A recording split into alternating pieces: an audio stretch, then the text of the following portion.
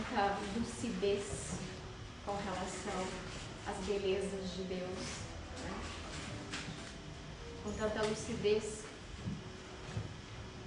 que, independente de qual seja a nossa base, seja ela espírita ou não, nos remete a olhar para nós mesmos.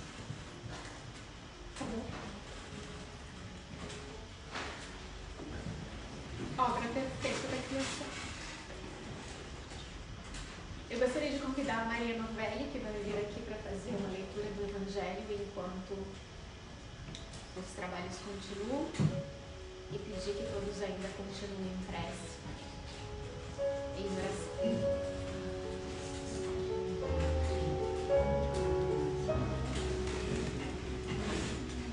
Perdoai para que Deus vos perdoe. Bem-aventurados aqueles que são misericordiosos, porque eles próprios obterão a misericórdia. Se perdoardes aos homens as faltas que eles fazem contra vós, vosso Pai Celestial vos perdoará também vossos pecados.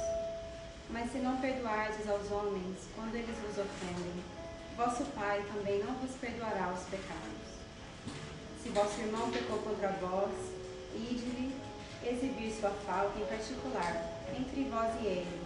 Se ele vos escuta, tereis ganho vosso irmão. Então Pedro, aproximando, disse-lhe: Senhor, quantas vezes perdoarei a meu irmão, quando ele houver pecado contra mim? Será até 7 vezes? E Jesus lhe respondeu: Eu não vos digo até 7 vezes, mas até 70 vezes 7 vezes. A misericórdia é complemento da doçura, porque aquele que não é misericordioso não saberia ser brando e pacífico.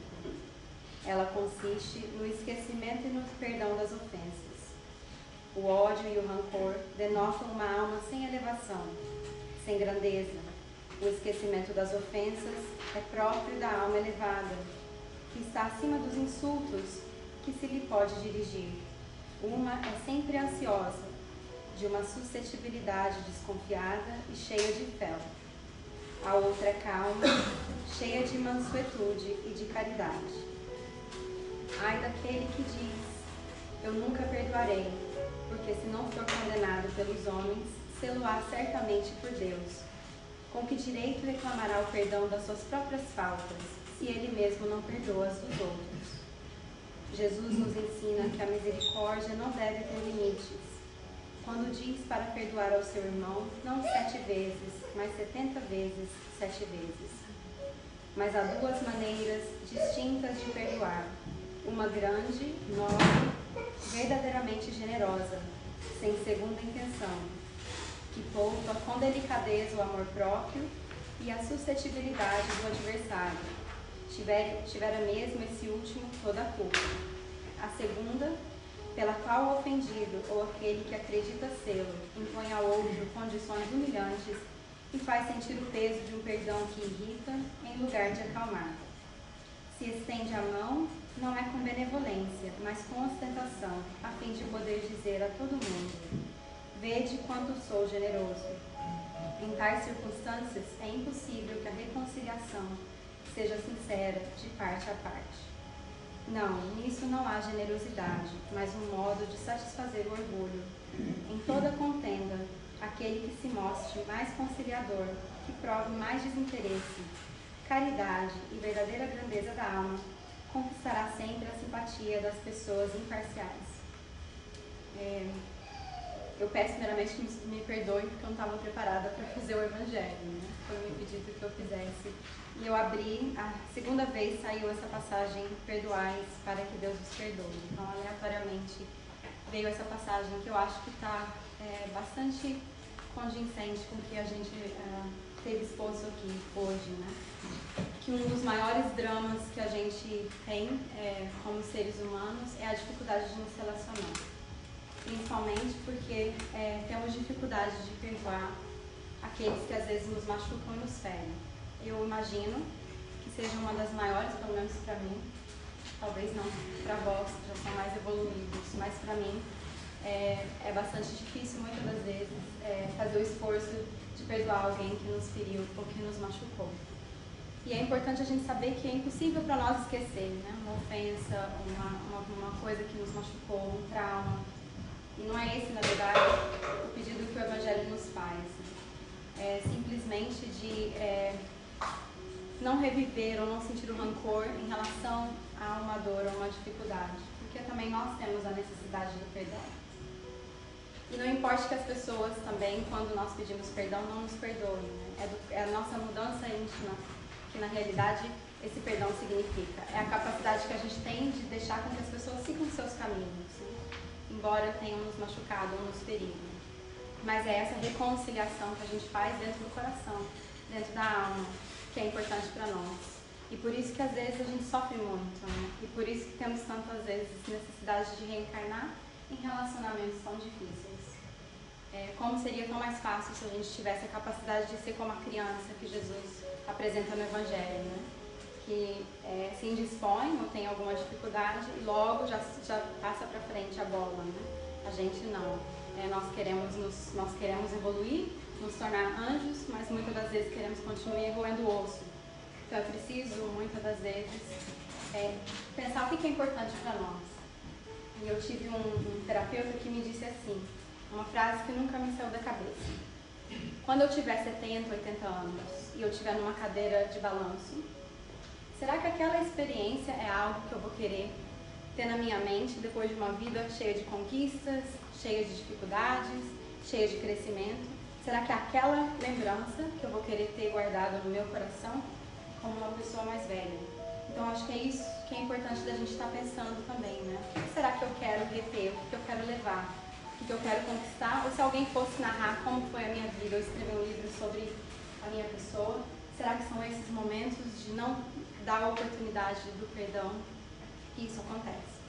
E é pela dificuldade do perdão que a gente vê narrado nos romances espíritas, e um que me vem em mente, obviamente, é Paulo Estevão, quando o pai do Estevão tem aquela dificuldade, né? Vai ser retirado da sua casa, e ao invés de perdoar, aceitar, ele então resolve se vingar. E a partir daquele instante, aquela decisão, né, que ele tomou, ele desfechou o destino de vários espíritos, inclusive ele mesmo. E é assim que acontece nas nossas vidas. Nós temos às vezes frações de segundos, minutos, que às vezes uma decisão que a gente toma pode estar desfechando um caminho de muita dor e muito sofrimento. Então a gente pode estar escolhendo, na verdade, fazer isso, né? E é característico, como o Evangelho falou, das almas que querem evoluir, que querem crescer, que o perdão faça parte disso. E o perdão é a primeira lição para que a gente aprenda a amar, né? Porque aquele que já tem a capacidade de amar não vai ter necessidade de perdoar. É por isso que nós precisamos perdoar, porque o nosso amor ainda é muito condicionado. Eu vou amar alguém contanto que ele possa estar satisfazendo todas as minhas necessidades. Em um minuto que ele vai me contradizer, que não vai me atender, eu deixo de amar. E aí eu retiro aquele amor como punição, né? Eu deixo de falar, eu viro a cara. São parentes que, às vezes, dentro de uma mesma sala, dentro do mesmo local, não se olham, não podem conversar. E às vezes carregamos isso por muito tempo e vem a nos adoecer. Então, mesmo que a gente às vezes não esteja errado, né? Ou sabemos que o nosso ponto de vista está certo, mais vale a preservação de um relacionamento positivo do que às vezes a gente querer ter a última palavra e não conversar pro resto da vida, ou outras, né? Então a gente deve pensar a respeito disso, né? Vale menos pra gente estar certo num ponto, mais conquistarmos relacionamentos afetivos. A interpretação que eu faço no Evangelho é que Jesus, em todos os instantes, em todos os momentos que Ele está para nós apresentando o Evangelho, em contato com as pessoas, a lição número 1 que Ele me dá é sobre a afetividade. Em todos os relacionamentos que Jesus teve, mesmo com os fariseus, Ele demonstra um cuidado, um carinho especial ao nos ensinarmos a amar, né? Ao nos ensinarmos a nos doarmos e principalmente a nos ensinarmos a perdoar. Por que é tão difícil? Por que a gente vê quem trabalha em trabalhos mediúnicos? Uma das maiores dificuldades e maiores sofrimentos que nós temos e vemos não só para os espíritos encarnados quanto desencarnados, é a sensação que a gente tem de, ou às vezes precisarmos desesperadamente do perdão de uma pessoa, quando a gente também está errado, né? Queremos falar isso, queremos dizer, ou são aqueles espíritos que são radicais, né? Sentem-se feridos, não querem perdoar e ainda assim querem se vingar das pessoas das quais causaram aquele sofrimento. Às vezes a gente também é assim. O fato da gente não conversar com uma outra pessoa já é uma vingança, é uma agressão. A gente não se dá conta disso, né? Mas é aquele que os ingleses chamam de passive aggression, né?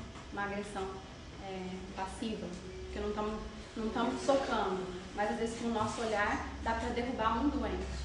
A gente não se dá conta disso. A energia que às vezes a gente emana através de um olhar ou através de uma palavra pode adoecer alguém. Mas também pode levantar, pode sustentar. E o perdão que a gente faz com o coração, aquele que a gente não humilha, né, não coloca a pessoa abaixo, não diz eu estou certa, mas eu vou te perdoar. Eu vou te perdoar, mas você segue o teu caminho e eu sigo o meu. Isso na verdade não é um perdão sincero. É só da boca para fora. Ou às vezes a gente querendo dizer eu sou espírito, eu tenho que perdoar. E aí eu vou embora para casa com uma dor de estômago danada, porque eu não processei aquilo. Né? Não foi um perdão sincero. Não consigo às vezes dormir à noite. Então é melhor que às vezes a gente nem diga que perdoa, né?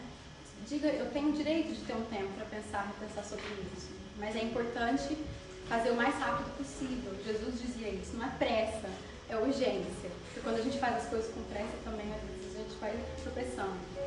Mas quando Jesus nos diz, enquanto está a caminho, perdoe o seu inimigo, enquanto está a caminho, é para nos poupar de processos obsessivos, é para nos poupar de culpa. A culpa vai gerar, às vezes, quadros cancerígenos, vai gerar quadros, vai começar a afetar a nossa saúde emocional, a nossa saúde psicológica, vai afetar a nossa saúde física. E são coisas que a gente guarda, são coisas que a gente retém. E todo mundo tem a capacidade de estar começando, né? Se não sabemos fazer, se não sabemos como fazer, vamos buscar ajuda. Existe ajuda em toda parte, não só no centro espírita, né? Nós podemos procurar ajuda clínicas psicológicas, terapia de grupo. Hoje no mundo existe possibilidade muito grande de a gente estar fazendo isso. Mas ir dormir com a cabeça no travesseiro, pensando na dor que alguém nos causou e remoendo, revivendo aquilo para nós, não é um comportamento saudável, né? Se a gente venhamos e convenhamos. Não é isso que a doutrina espírita nos ensina. E um dos maiores atos de caridade, foi falado da caridade aqui em relação aos espíritos, é importante também da gente lembrar a caridade em relação a nós. E aqueles que nós ferimos, ou que nos feriram. Um dos maiores atos de caridade é, na verdade, o perdão. E é a metodologia divina. Deus não precisa nos perdoar, na verdade, né? Mas se a gente for analisar como que é a metodologia divina, aqueles de nós que não vê a reencarnação como uma punição, que ainda dentro do espiritismo tem muito isso, né? Eu reencarnei para pagar os meus crimes do passado, e não é assim, porque a reencarnação vai mostrar como uma oportunidade da gente aprender. Então, se eu não aprendi algo no passado, eu estou aqui hoje para adquirir competências, habilidades, capacidades que eu não tive. Uma delas sendo a capacidade de perdoar. Então, vão haver experiências no nosso caminho que vão estar fazendo justamente isso, nos impulsionando para que nós perdoemos as pessoas. E se eu, então, olho com isso como sendo essa oportunidade, então mostra que a própria metodologia educacional de Deus nos impulsiona a isso. Então, por que você, eu, uma pessoa que não vou perdoar alguém que me feriu? Sendo que eu também firo, eu também machuco. Talvez não essa pessoa, mas outras. E na hora que eu me dou conta disso, a coisa que eu mais quero é o perdão de uma pessoa. É a capacidade que ele tem de dizer, eu te perdoo, siga seu caminho e vai em paz. Melhor ainda, aqueles que já conseguem desejar o bem a alguém que lhes fez mal. Um dos maiores exemplos que a gente vê disso são, às vezes, pais, mães de filhos que foram assassinados, que ali desejam o bem e muitas vezes ajudam aqueles que ceifaram a vida dos seus filhos. Esse, para mim, é um dos maiores exemplos de caridade, um dos maiores exemplos de perdão, que na verdade existe. Eu não sei se eu teria capacidade de fazer isso, mas é importante a gente começar com aquelas pessoas que são próximas de nós. A gente tem um relacionamento na família, onde a gente está pensando, eu não falo com essa pessoa, eu não tenho capacidade de encontrar com ela. Essa é a oportunidade que nós viemos aqui para exercitar. Essa é a experiência que nós estamos aqui para fazer. E poupar, né? Maiores inconvenientes e construir maiores relacionamentos afetivos. Um dos maiores propósitos da reencarnação é justamente isso. Aumentar o nosso grupo de relacionamentos afetivos. Para que um dia, segundo diz a doutrina espírita, nós nos sintamos verdadeiramente membros de uma família universal. Que nós possamos olhar não só as pessoas que estão aqui, mas as pessoas que estão lá fora, que têm credos, religiões, pensamentos diversos e muitas vezes opostos aos nossos. E ali sim, olhar para aquele irmão e dizer, eu não concordo com sua maneira de ver, com sua maneira de agir e de lidar com a vida, mas eu lhe dou o direito de fazer isso porque eu lhe amo como irmão. Então essa é a proposta, né, que Jesus deu para nós. E obviamente vamos ter muitas encarnações para estar vivendo e exercitando isso. Mas se a gente não começa com aqueles que são mais próximos de nós, com aqueles que às vezes têm o próprio sangue ou dividem o mesmo teto que nós, muito será difícil eu sair na rua e alguém me agredir ou pisar no meu pé e eu ter capacidade de perdoar aquele indivíduo. E aí vivemos todos nós com os nervos à flor da pele, né? Qualquer coisinha que acontece com a gente já está reagindo. Seja no transporte, seja no trabalho, se alguém pega a gente num dia ruim, tá assim. É porque nós temos um monte de energia que não está sendo reciclada, né? Não está sendo exercitada, não está sendo devotada ao bem. E é isso que é importante para nós. Quanto mais a gente perdoa, aquela carga emocional, energética que a gente carrega com a gente, começa a se dissipar, começa a ser colocada em movimento. E ali, a nossa capacidade de amar começa a se expandir também. E é isso que é importante em relação ao perdão. E eu imagino que muitos, se nós desencarnarmos como a pendência, acho que foi feito o exercício aqui, né? A gente pensar, se eu desencarnar hoje, o que será que eu vou estar na minha mente, que eu vou estar fazendo? Se a gente fizer o mesmo exercício agora e pensar assim, se eu desencarnar hoje, quem é que eu preciso perdoar de coração? Ou quem é que eu preciso pedir perdão de coração? É um dos maiores exercícios que a gente faz também. Porque a gente pensa, assim a gente influencia os dois planos da vida. Tem um exemplo que Divaldo dá, não é? Daquele espírito, eu esqueci o nome dele, que perseguiu durante muitos anos, décadas. E foi no momento em que ele aceita, ele faz uma caridade, a mãe desse espírito estava reencarnando, e Divaldo adota, né, aquele espírito dentro da mansão do caminho, que aquele espírito então deixa de perseguir Divaldo, como um obsessor que era, e ali passa a ser um grande aliado. E é aí que a gente vê, né? Se nós fizermos esse mesmo movimento em relação às pessoas conosco, aqueles que às vezes a gente considera serem grandes inimigos, podem também nos tornar grandes aliados. E essa é a proposta que Jesus nos traz no Evangelho, né? É a de reconciliação. Então, reconciliarmos com os nossos adversários, com as pessoas que a gente tem dificuldade, enquanto estamos a caminho com ela. Porque senão a gente faz isso, se a gente é só bonzinho e querido com as pessoas que também são bonzinhas e queridas conosco, o que a gente está aprendendo? O que a gente está exercitando? Qual o desafio que a gente está superando? Nenhum. É justamente nas conquistas, e principalmente a nível afetivo, que a gente ali está sendo o que Paulo já disse, né? Cartas vivas do Evangelho. Porque senão o Evangelho só se torna para nós um livro de cabeceira. Ou alguma coisa que a gente faz uma vez por semana, se for no Evangelho no lar, torna-se uma prática, torna-se uma tradição, né? Um ritual, essa é a palavra. Isso vai se tornar um ritual. E o Espiritismo nos libertou disso. Não precisamos de rituais, né? O Espiritismo vem nos trazer a ideia de que o nosso relacionamento com Deus é direto, não tem intermediários. E para fazer isso, é necessário servir e agir de coração com aqueles que estão ao nosso redor. Porque é isso que Jesus nos ensina. Quer servir a Deus, ame aquele que está próximo de você, ame o seu irmão, que também é filho de Deus. Tudo isso é muito fácil de falar e difícil de, na verdade, ser vivido. Mas todos nós sabemos onde nós temos dificuldades de relacionamento. Todos nós sabemos que nós também erramos. Então, como é que a gente agora pode começar a estar renovando isso, né? Mudando isso dentro de nós? E se não sabemos como fazer, buscar ajuda, criar uma rede de suporte que existe, sejam amigos, sejam pessoas, sejam profissionais que estariam ali nos ajudando a fazer essa terapia. Jesus ensina o perdão como uma grande terapia para nós, uma terapia de cura. A gente que estuda o Espiritismo, trabalha, até em trabalhos espirituais, a gente sabe que um dos chakras mais fraquinhos, mais debilitados que nós temos é o chakra cardíaco. Porque Jesus vai dizer isso no Evangelho, quando ele fala da necessidade do divórcio. que pode se separar por causa do quê? Da dureza dos nossos corações. Porque trazemos dureza nos nossos corações, é ali que nós temos, assim, energeticamente, maiores debilidades. Assim. Não só, às vezes, no corpo físico, mas também como no corpo espiritual. E é ali que a gente deve começar o trabalho de reconstrução. E essa reconstrução, ao meu ponto de vista, na humanidade, vem através do perdão. O perdão nos separa, une. E no mundo de hoje, se a gente tem olhos para ver, ainda existe muita retórica, discursos, né, acerca da separação. Nós e os outros, eu e os outros, a nível político, a nível social, a nível cultural.